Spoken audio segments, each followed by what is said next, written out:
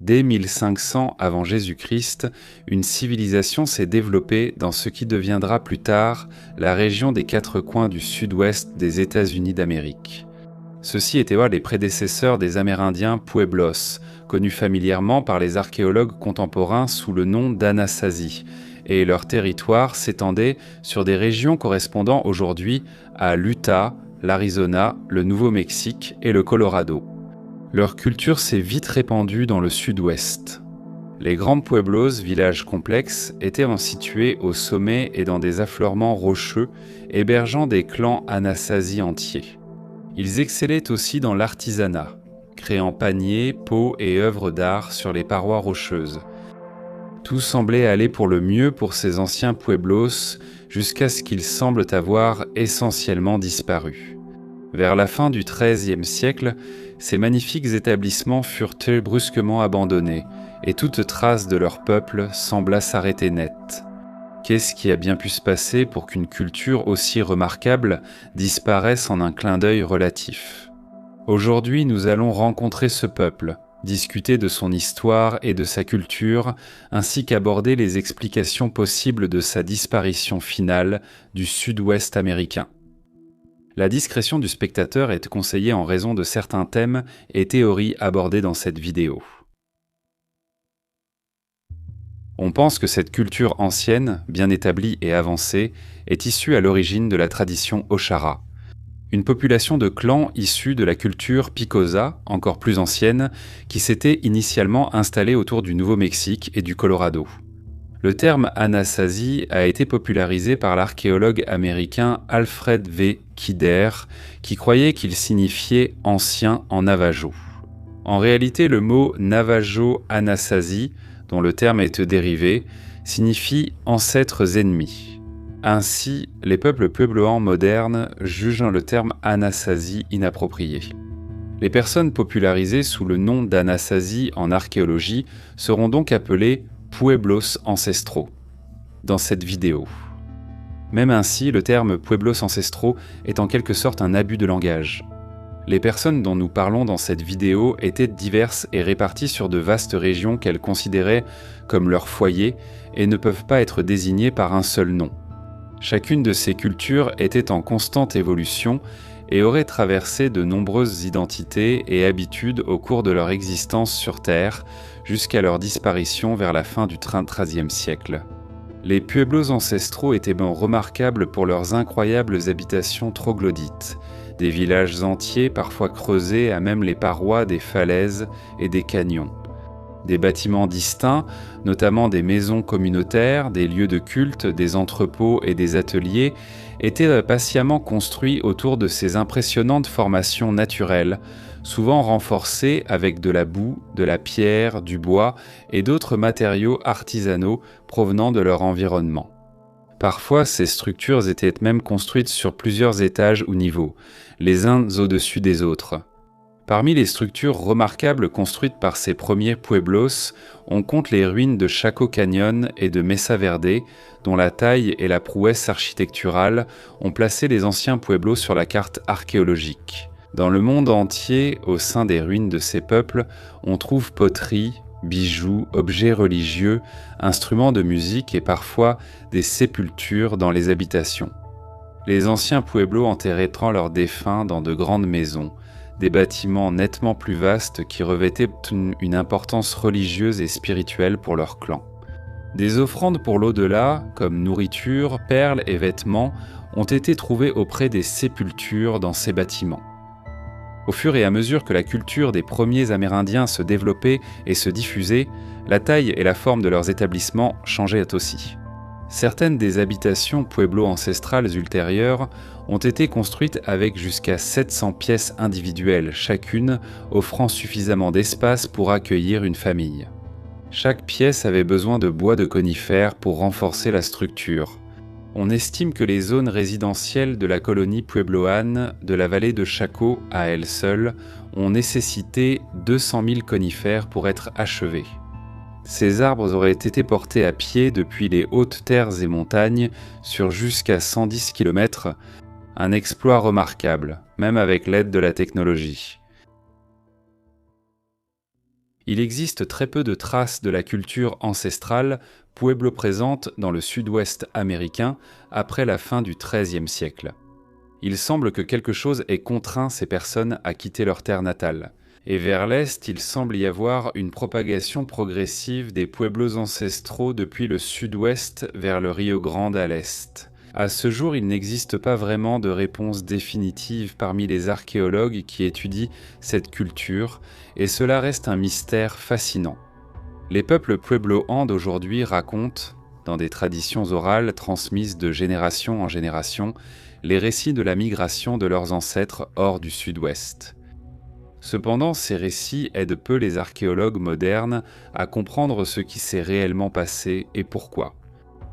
Cependant, des théories peuvent être explorées et des observations peuvent être faites à partir de ce que nous savons des anciens puebloans ainsi que de ce qui se passait exactement dans le sud-ouest américain au moment de leur disparition.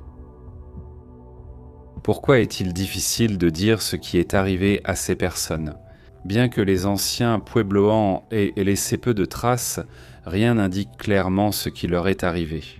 Ils ne disposaient là pas d'un système d'écriture développé et ont plutôt laissé des œuvres d'art rupestres finement détaillées sur les parois des falaises et des canyons. De plus, de nombreux anciens villages puebloans sont très difficiles d'accès pour les archéologues, ce qui complique leur étude dès le départ. Plus tard, ces cultures bâtirent des villages très hauts sur les falaises, utilisant des structures en bois taillé comme des échelles, pour changer de bâtiment. Certaines ruines sont aujourd'hui presque impossibles d'accès, nécessitant de l'escalade précaire et de ramper le long du bord de falaises déchiquetées pour atteindre ces sites abandonnés depuis longtemps. À certains endroits où le terrain est particulièrement difficile, les chercheurs risquent de tomber d'environ 50 mètres, soit 150 pieds, vers une mort certaine avant même d'atteindre le site. Plus l'établissement est récent, plus les constructions semblent taillées haut dans les falaises. Que cherchèrent donc à fuir les anciens pueblos ? La première théorie évoquée par les scientifiques est qu'une forme de catastrophe naturelle majeure a ravagé les terres des anciens pueblos et les a forcés à chercher refuge vers l'est, abandonnant leurs établissements pour des terres plus favorables. Les preuves semblent aussi soutenir cette théorie. De 1276 à 1299, le sud-ouest des États-Unis semble avoir été frappé par une sécheresse particulièrement sévère. La terre s'est asséchée, les récoltes ont échoué, et on pense que certains endroits n'ont reçu aucune pluie pendant toute cette période. Cela aurait été une catastrophe pour toute civilisation essayant de survivre dans la région, surtout lorsqu'il devenait difficile de s'approvisionner en eau de façon régulière. Il y a cependant un problème avec cette théorie. On sait qu'une période de sécheresse beaucoup plus longue et dévastatrice a frappé les terres des ancêtres pueblos plus de 100 ans avant celle de la fin des années 1200.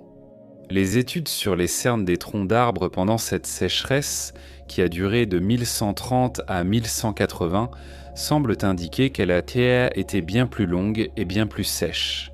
Globalement, nous savons que les ancêtres pueblos sont restés sur place à ce moment-là. Pourtant, si une sécheresse aussi grave a pu être endurée, pourquoi une autre bien moins sévère les aurait-elle poussés à littéralement fuir vers les collines ? Une seconde théorie affirme que la violence aurait pu être le facteur déterminant qui a poussé les ancêtres pueblos à quitter leur terre natale vers l'est. Au début, on pensait que des groupes nomades de tribus pillardes, attaquant à plusieurs reprises les villages pour leurs ressources, pouvaient être à l'origine du problème. Cependant, il ne semble tout simplement pas y avoir suffisamment de preuves pour appuyer cette hypothèse. Aucune preuve archéologique n'a été retrouvée qui indiquerait que des guerriers nomades se trouvaient-on dans la région à cette époque. S'ils avaient été là, ils auraient sûrement laissé des traces de leurs armes, de leurs établissements et de leur culture. La vérité, bien plus sombre, pourrait résider au sein même des anciens pueblos, et pourrait être liée à cette première sécheresse au milieu des années 1100.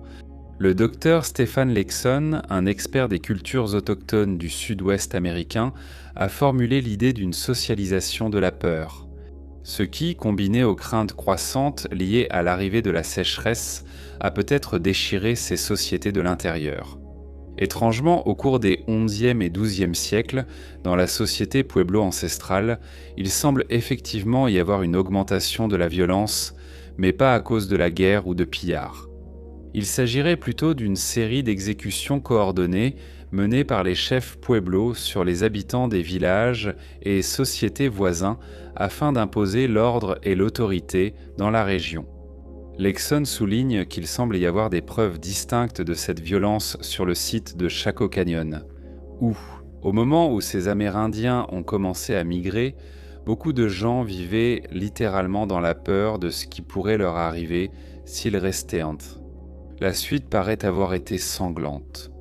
Les villages pueblos auraient en commencé à se cibler les uns les autres par paranoïa et intimidation, tuant et capturant ceux qui s'y trouvaient pour éviter ce qu'ils pensaient être leur propre mort s'ils n'agissaient non pas.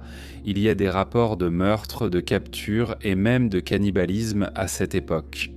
Dans les affrontements les plus extrêmes, on pense que de véritables massacres ont eu lieu au nom de la peur. Des preuves de cela proviennent de plusieurs découvertes, dont l'une inclut les restes de 8 ancêtres puebloans qui semblent avoir été massacrés à coups de massue sur la tête. Situés au Crow Canyon Center, ils n'ont pas été enterrés de la même manière que beaucoup d'autres ancêtres puebloans, et rien n'indique qu'une autre civilisation ait participé à ces meurtres. Ailleurs, sur l'ancien site puebloan de Castle Rock, les archéologues ont découvert des preuves d'un massacre qui s'est produit ici. En ne fouillant que 5% de la colonie, ils ont pu retrouver les restes de 41 personnes différentes. Tous ces puebloans ont connu une fin violente, avec des preuves de scalp, de cannibalisme, de décapitation et d'arrachement du visage. Certaines de ces pratiques violentes auraient un permis de transformer les victimes en trophées ou en décorations. Les récits locaux des puebloans parlent d'étrangers venus du nord qui ont commis ces actes. Mais encore une fois, rien ne prouve qu'une autre civilisation ait été impliquée.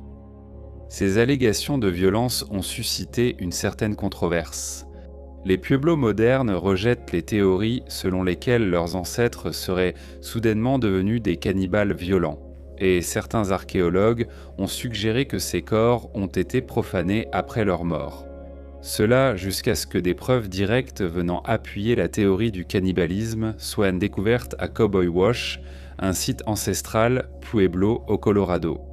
Ici, dans l'une des maisons, des excréments humains fossilisés ou un coprolite ont été découverts contenant de la myoglobine, une protéine que l'on trouve exclusivement dans le tissu musculaire humain autour de ce fossile.